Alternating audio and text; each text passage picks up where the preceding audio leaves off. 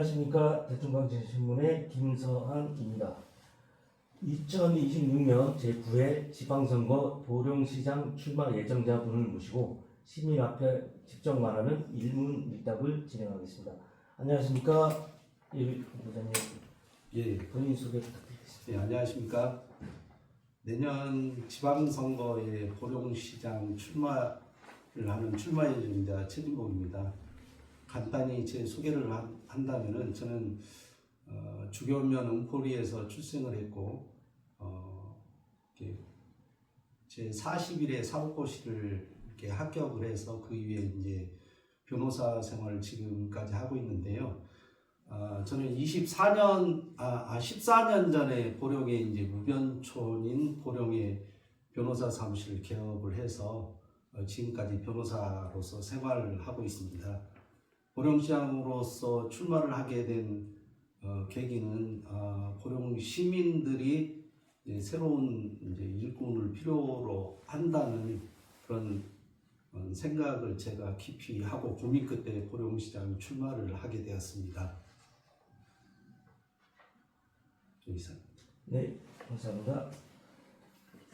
이 질문들은 정책, 경쟁이 아니라 인식, 수준, 판단, 기준, 권한, 감각, 책임, 철학을 검증하는 질문의 시간입니다. 첫 번째 질문 드리겠습니다. 두 가지 중 하나만 선택하시면 됩니다. 보령시는 현재 인구 10만 명 붕괴, 65세 이상 인구 약 30%의 초고령화 사회에 진입하였습니다. 특정 산업 의존 구조, 낮은 재정 자립도가 동시에 진행 중에 있습니다. 이 상황을 관리 가능한 위기, 이미 방향을 잘못 잡은 결과 중 하나만 선택해 주시고 선택한 근거에 대한 설명과 선택하지 않은 상황에 대해 설명해 주시기 바랍니다. 저는 이게 관리 가능한 위기라고 생각을 합니다. 언제든지 위기는 기회가 될 수 있다고 생각을 하고요. 그 다음에 이런 위기를 어떻게 극복해 나가느냐, 그것은 이제 미래의 문제고 또 이제 일꾼들이 해야 될 문제라고 생각을 합니다. 그렇기 때문에 저는 관리 가능한 위기라고 생각을 합니다. 그렇다면 나머지 하나 선택하지 않은 것에 대하여 설명해 주시기 바랍니다. 이게 선택하지 않은 질문이 관리 가능하지 않고 이제 어쩔 수 없이 이렇게 일어나는 결과 그런 말씀, 그 질문인가요? 네, 이미 방향을 잘못 잡은 결과다. 그렇지는 않고요. 왜냐하면 인구 고령화라든가 인구 감소는 이게 보령시만의 문제는 아니고 대한민국 전체의 문제이기 때문에 이게 보령시만의 문제라는 전자에서 결과에 대한 그거는 이제 그 질문에 대한 결과라고 생각을 하고요.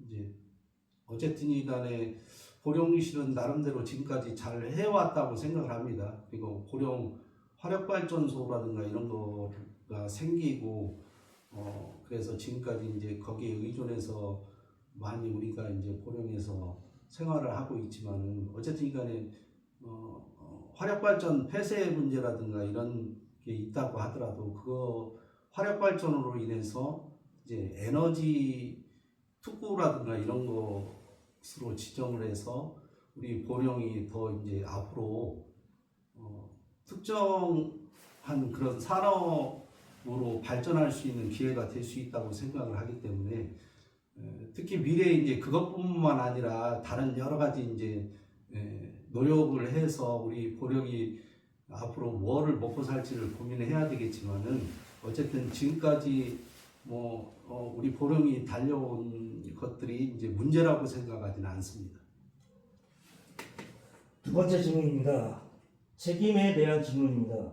보령시가 지금 상태에 이르기까지 중앙정부, 구조적 관계, 전인 행정이 모두 거론됩니다. 그렇다면 시장이라는 자리는 어디까지 책임지라는 자리라고 보십니까? 저는 무한 책임이라고 생각합니다. 보령의 문제에 대해서는 어쨌든 간에 대통령이 대한민국에 대해서 무한 책임을 지듯이 보령시장 또한 보령에 대해서는 그 문제마다 다 무한 책임을 지는 자리라고 생각을 합니다. 세 번째 질문 드리겠습니다. 권한에 대한 질문입니다. 보령시장은 인사, 예산, 조직 개편에 큰 영향력을 갖습니다.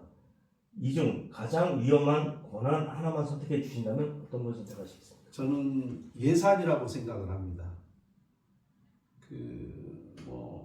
당연히 다른 인사나 조직이라든가 이런 것도 공정하게 이렇게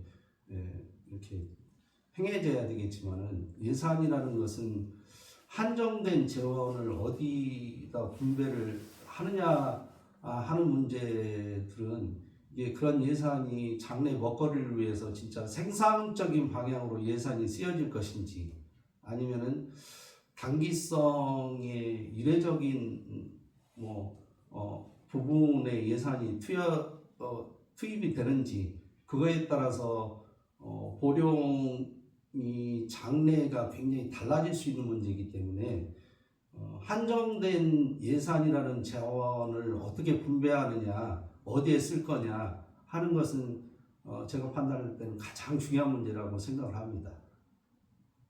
그렇다면 오남시, 오남에서 사용한 결과는 어떨까요? 오남용시요. 예. 예산을 오남용에서 사용했을 경우 어떤 결과를 초래할지 설명해 주시겠습니까? 예산 오남용이라는 게 여러 가지 형태가 있을 것 같아서 이제 간단하게 말씀을 드릴 수는 없겠지만은 예산을 오남용한다는 것은 우선 법적으로 그게 이제 범죄가 되는 행위일 수도 있고 아니면 그게 아니다라고 하더라도 굳이 부패까지 가지 않는다고 하더라도 정치적으로는 굉장히 부패라고 생각을 합니다. 예산을 오남용을 하고 하는 것들은 그래서 예산의 오남용은 정치적으로 범죄 행위다. 제가 판단할 때는 그렇습니다. 그럼 네 번째 질문 드리겠습니다. 시민 참여에 대한 질문입니다. 보령시는 이미 공청회, 위원회, 간담회가 다수 운영되고 있습니다. 그럼에도 시민들은 결정은 이미 끝났다고 말합니다. 이 문제의 원인은 시민의 무관심, 행정의 형식화 중 하나만 선택해 주시고 선택한 이유도 설명해 주시기 바랍니다. 이제 제가 판단할 때는 어쨌든 간에 두 가지 다 여러 가지 복합적인 성격이 있겠지만은 많은 경우에 있어서 이제 지방자치가 정착이 된 상황에서는 시민들의 조직화된 요구가 있다고 한다면은 그거에 대해서 지방자치를 행하는 이렇게 집행부에서는 그 시민들의 요구를 들어주지 않을 수는 없다고 생각을 합니다. 그것이 가능하다고 한다면 그래서 이렇게 시민들이 적극적으로 행정에 참여를 하고 의사표시를 하는 것들도 굉장히 중요하다고 생각합니다. 그래서 만약에 보령에 문제가 있다고 한다면은 그것이 이제 굳이 공무원이나 아니면 시장이나 시의회 의원들의 비난의 화살을 돌리는 것보다는 시민들이 본인들이 책임감을 갖고 또 이제 그거에 대한 대안도 같이 고민을 해가면서 이제 시 행정을 하는 집행자들에게 그런 의사표시라든가 정책적인 대안을 개진하고 하는 것들도 굉장히 필요하다고 생각합니다. 그래서 그런 부분에 대해서 시민들이 조직화된 의사표시를 한다면은 시 행정을 집행하는 집행자 입장에서도 그 시민들의 의견을 무시할 수 없다고 생각합니다. 그렇다면 시장이 시민 의견을 끝내 수용하지 않아도 되는 정당한 기준이 존재한다고 보는지 예, 아니오로 답변해 주시고 그 이유를 설명해 주십시오. 정당한 기준은 있다고 생각을 합니다. 시민들의 이제 의견 개진이 있다고 할 때 그 시민이 누구이냐?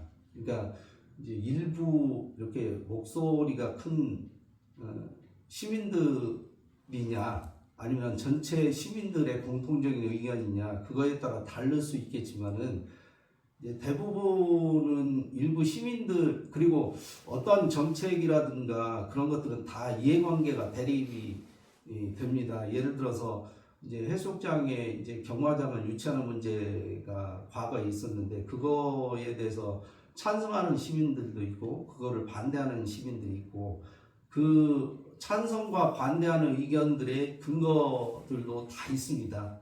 그런데 이제 그러면은 그거에 대해서 시민들의 의견을 과연 어떤 것을 시민들의 의견으로 볼 수 있느냐?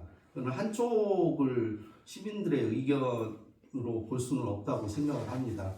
그래서 시장은 갈등 상황을 잘 조절을 하고 진짜로 시민들의 의견 중에서 가장 보령의 발전을 위해서 이게 좋은 시민들의 의견이 무엇인가, 그거를 잘 분별을 해서 이제 판단을 하는 게 또 시장의 역할이라고 생각을 합니다. 그럼 5번째 질문 드리겠습니다. 행정 조직에 대한 질문입니다. 보령시 행정은 문제를 몰라서가 아니라 알고도 못 바꾼다는 평가를 받습니다. 그 원인으로 역량 부족, 책임 회피 문화, 정치적 눈치, 외부 통제 부재 중 하나만 특정해 주시고, 그것이 사람의 문제인지 구조의 문제인지 명확히 구분해서 설명해 주시기 바랍니다. 이게 뭐 복합적인 문제이긴 한데, 하나만 고르라고 한다면은 책임 회피의 문제라고 저는 이제 선택을 하고 싶습니다. 보통 얘기하듯이 공무원의 복지부동 문제는 일상적인 용어가 되어 버렸는데요. 그러니까 이제 우선 본인들도 어떤 행정을 했을 때에 그로 말미암아 본인들이 불이익을 입거나 하는 것들을 먼저 회피하려고 하는 성향이 다 있다고 생각을 합니다. 그래서 그런 부분들을 개선하기 위해서는 얼마나 이제 시장이 그들에게 이제 적극 행정을 위한 동기부여를 하고, 먼저 시장이 솔선수범을 해서 이렇게 공무원들을 독려를 하고, 또 이제 어떤 시정에 이제 굉장히 이제 여러 가지 정책적인 것들을 개발을 해서 이제 시장이 얼마나 이제 공무원들과 같이 협업을 하면서 협력을 하면서 갈 것이냐, 그거는 이제 시장이 얼마나 이제 동기부여를 해주고 독려를 하느냐 문제라고 생각합니다. 6번째 질문 드리겠습니다. 위기 상황을 가정하겠습니다. 앞으로 보령은 재정 압박, 산업 공백, 고령화사의 비용 증가가 동시에 충돌할 가능성이 큽니다. 이때 전문가의 의견, 행정 조직 판단, 시민 여론이 서로 완전히 다를 경우 시장은 무엇을 최종 판단 기준으로 삼아야 한다고 보시는지 기준의 이유를 설명해 주시기 바랍니다. 저는 3번 시민 여론이라고 생각합니다. 이제 이재명 정부가 국민 주권의 정부라고 이제 명칭을 정했는데, 보령시도 마찬가지로 시민들이 주인이 되는 자치단체입니다. 그래서 우선 기본적으로 시민들의 여론이 가장 중요한 기준이라고 생각을 하고요. 그 시민들의 여론이라는 것이 뭐 이제 먼저 얘기했던 전문가라든가 행정 조직 내부의 의견이라든가 이런 것들이 다 이제 녹아져 있는 게 시민 여론이라고 생각을 합니다. 그리고 시민 여론이라는 것도 또한 뭐 단일한 여론이라는 게 있을 수 있는 게 아니고, 어떤 문제에 대해서 이렇게 다양한 의견들이 표출이 되고 하기 때문에 그런 의견들을 이렇게 좋은 방향으로, 또 통합하는 방향으로, 발전적인 방향으로 잘 이렇게 갈등 상황을 조절해 나가고, 이제 뭐 앞으로 미래를 향해서 이렇게 그런 의견들을 통합해 나가는 게 시장의 의무라고 생각을 합니다. 그렇다면 그 판단이 실패를 했을 경우 책임의 성격은 정치적 책임입니까? 아니면 도덕적 책임입니까? 그거는 정치적인 책임이죠. 그러니까 결국은 제가 서두에 말씀드렸듯이 보령 시장의 자리는 이제 어떤 정책에 대한 결과에 대해서 무한 책임을 지는 자리라고 생각을 합니다. 그런데 이제 만약에 어떤 정책에 대해서 결국은 그 결과가 좋지 않게 되었을 때 그거는 시장이 이제 반드시 또 책임을 져야 될 거라고 생각을 하고요. 그런데 그게 이제 뭐 인간인 이상 결과까지 예측할 수는 없지 않습니까? 근데 이제 절차라든가 이런 면에서 최선을 다해서 시민의 의견을 경청을 하고 또 이제 그런 의견들을 잘 수렴해 나가고 또 전문가나 이런 모든 의견들을 종합해서 판단을 내렸음에도 불구하고 결과가 좋지 않다고 한다면 그거는 도덕적인 문제는 아니라고 생각을 합니다. 그러나 결과가 좋지 않다고 한다면 정치적으로는 책임을 져야 된다고 생각을 합니다. 7번째 질문 드리겠습니다. 보령시장은 무언가 해주는 사람이 아니라 결정하고 거부하는 자리입니다. 시장이 반드시 거부해야 할 요구는 어떤 유형의 요구라고 생각하시는지 그 이유를 설명해 주시기 바랍니다. 요구 이제 부정한 청탁이라든가 어쨌든 간에 공정하지 못하고 이렇게 정당하지 못한 요구, 부정한 요구 그런 거에 대해서는 반드시 거부를 해야 된다고 생각을 합니다. 그렇다면 그 요구가 시민 다수의 요구일 경우에도 정치적 유리할 경우에도 거부할 수 있는지 본인의 기준과 스스로의 통제 원칙까지 설명을 분명히 말해 주시기 바랍니다. 그 시민들의 요구라든가 이런 것들에 대해서는 만약 그런 요구들이 강하고 또 이제 정당하다고 한다면은야 반드시 그런 것들을 경청을 하고 될 수 있으면 들어주는 것이 시장의 의무라고 생각을 합니다. 그러나 시민들의 요구라든가 이런 것들이 시장이 할 수 없는 일이라든가 그리고 또 공정하지 못한 것들을 요구한다든가 시민들의 다수의 의견이라고 하더라도 그것이 반드시 옳다고는 생각하지 않습니다. 그래서 예를 들어서 시장이 판단할 때 시장의 주위에서 판단할 때 시민들의 여론이 이제 정당하지 않다든가 아니면은 시장이 들어줄 수 없는 그런 요구라고 한다면은 거부를 하는 것이 마땅하다고 생각합니다. 8번째 질문 드리겠습니다. 아까 책임 회피와 인사에 관한 이야기를 하셨는데요.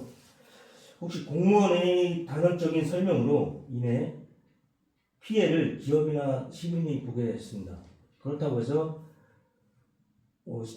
지자체에서 그에 대한 충분한 보상을 하지 아니하고 사건 소를 제기해서 승소를 시민이나 기업이 승소를 하였다면 그것은 누구의 책임인지 그리고 그의 담당하고 있는 부서 책임자들이 영전 승진을 하였다면 이게 행정과 공정한 인사 원칙에 부합하는지 답변 부탁드리겠습니다. 이제 뭐든지 사람의 일이라서 어떤 공무원들의 어떤 결정이라든가 그런 것들에 대해서는 결과가 나쁜 경우도 있다고 생각합니다. 그런데 그것이 이제 뭐 시장도 마찬가지겠죠.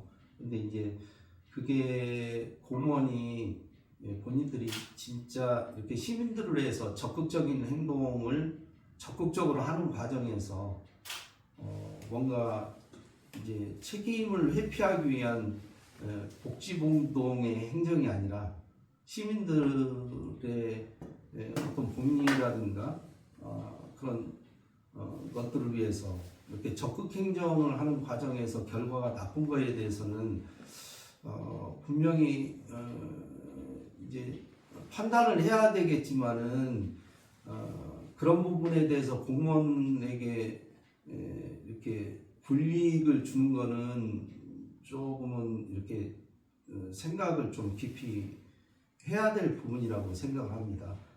왜냐하면은 지금 서두에도 이제 질문을 하셨지만은 공무원의 이제 복지부 등의 문제를 굉장히 문제되는 보령 행정이라고 이제 말씀을 하셨는데 그렇다고 한다면 공무원들이 적극적으로 또 뭐 적극 행정을 하기를 원하는데 그런 경우에는 반드시 또 적극 행정을 하는 과정에서 뭔가 결과가 나쁜 게 나올 수도 있다고 생각을 합니다. 그런 부분은 이제 예를 들어서 인사라든가 아니면 시민들도 그런 부분에 대해서는 책임만을 이렇게 묻는 것보다는 그런 부분을 덮어주는 것도 또 타당하다고 생각을 하고 그 다음에 이제 그것이 법적으로 문제가 있다고 한다면은 그거는 국가배상이라든가 공무원 개인에 대한 책임을 묻는 법적인 제도적인 그런 시스템이 있습니다. 그래서 그런 것들을 통해서 이제 공무원에게 책임을 물을 시민들이 책임을 물을 수 있다고 생각을 하고 이제 다만 그런 공무원에 대해서 예를 들어서 결과적으로 이제 결과가 나쁘다. 그래서 그것을 인사에 불이익을 줄 것인가? 그거는 이제 다각도로 또 검토를 해야 될 부분이지 않는가? 결과가 나쁘다고 해서 이제 그 사람에게 불이익을 주고 그러는 것은 이제 좀 생각을 깊이 해봐야 될 문제라고 생각을 합니다. 그럼 여기서 보령시장을 가장 위태롭게 만드는 것은 청탁, 인기, 그리고 절차를 무시한 시민의 뜻입니다. 이 세 개는 권한 남용 여부, 도덕성, 리더십의 깊이를 가장 빠르고 정확하게 드러내는 기준입니다.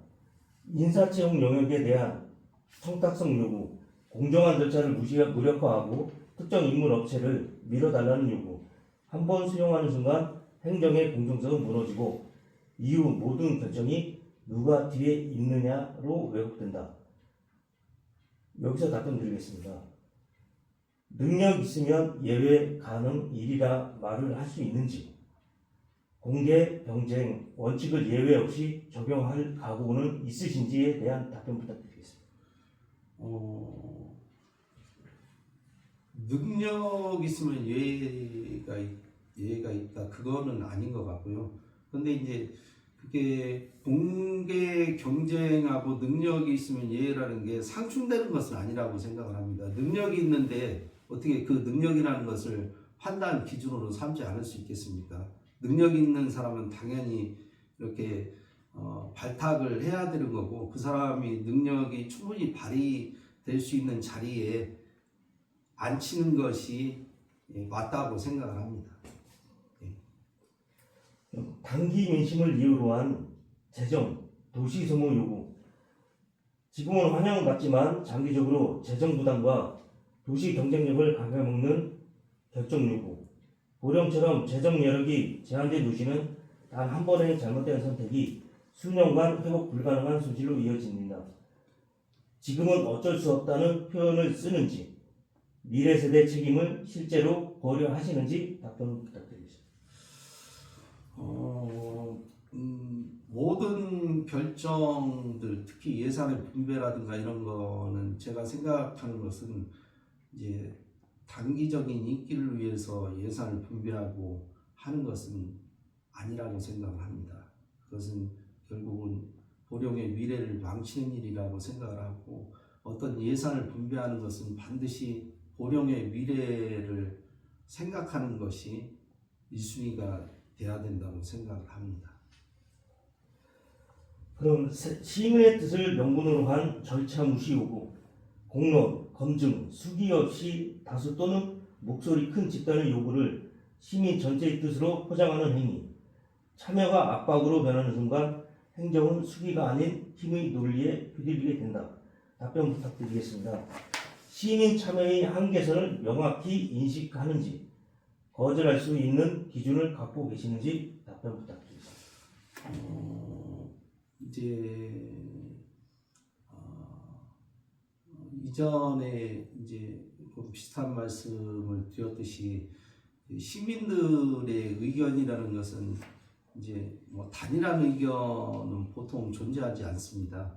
그러니까 어떤 한 정책에 대해서도 시민들의 의견이 다양할 수 있고 또 그 시민들의 의견 중에서는 목소리가 크고 강한 집단의 의사표시가 있을 수도 있고 어떤 경우에는 굉장히 정당한 요구지만은 그 시민들의 성향에 따라서는 그 목소리가 작은 목소리일 수도 있습니다.